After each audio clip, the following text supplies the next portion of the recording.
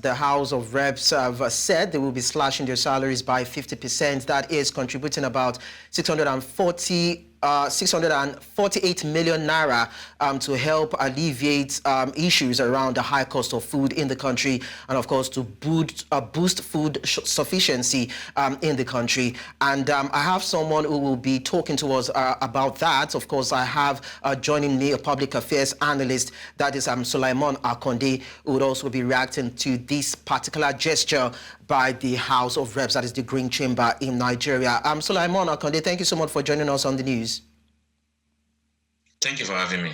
So having heard that particular report or that particular gesture by the House of Reps saying that they would be giving up 50% of their salary in 6 months to help ameliorate the plight of Nigerians, how do you feel that this gesture is patriotic and sacrificial enough? Yeah, first and foremost, what we should really want to really appreciate the leadership of the National Assembly and the National House of Rep and the House of Rep member in total for thinking in that line to sacrifice part of their salary for the next 6 months.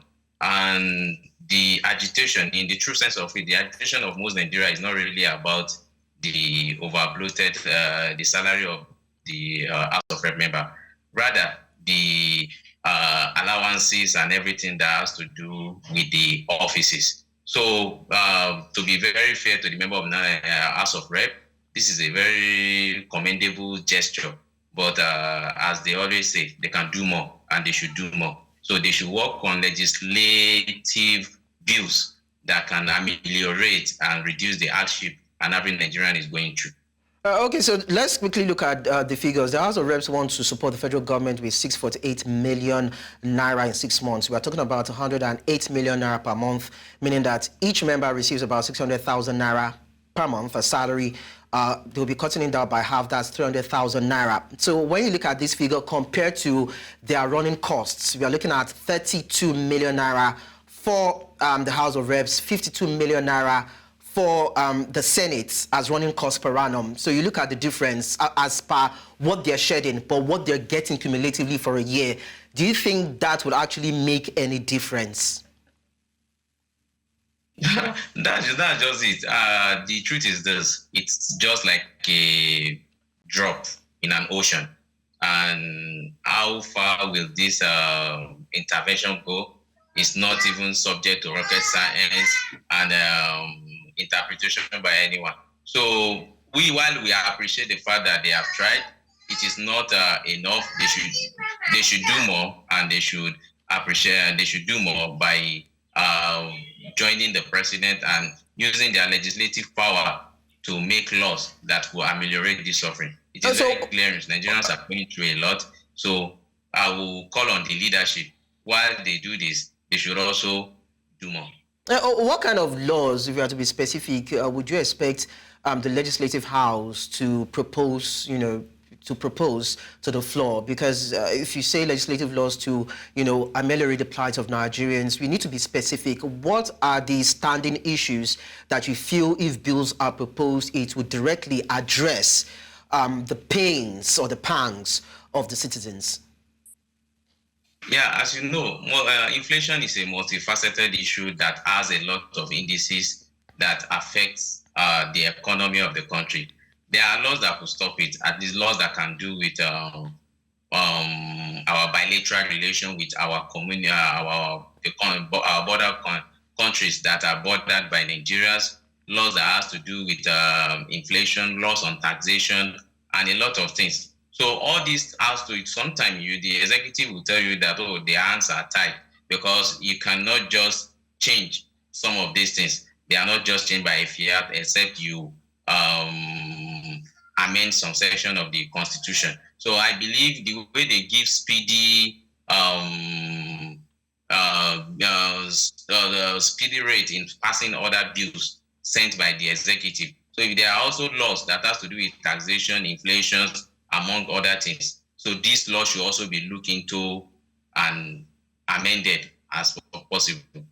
You also talked about laws that has to do with other countries that Nigeria shares border with. But a particular economist has come out to say that, hey, if Nigeria opens up its borders to allow foodstuff or commodities come into the country, it is going to kill local producers and kill the market. So where do we place it? Do you think it would make more sense if, of course, the Nigerian government opens up its borders to allow foodstuff coming to actually beat down the price of foodstuffs in the markets? Or how do you think the Nigerian government can go about that?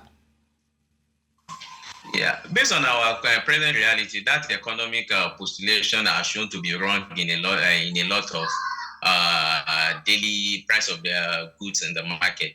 If you look at our border community as a whole, there are some border communities that are even found to be exporting. So when we say opening border, it may also have to do with also closing our border to some of the goods our farmers are exporting to some of these countries when we are not sufficient or when we're not self-sufficient already. So opening borders to goods that are not really available and closing borders to goods that we don't have enough. So it has to do with a lot of things, not just the closing borders, opening borders alone, but it has shown that the price of rice in our neighboring countries, go to Benin Republic, go to Niger, price of rice is quite cheaper and lower to what we have here. So compare it, if such rice are allowed to come in, if that will solve our problem, so people can go a long way because the local farmers are not really able to go to the farm to farm.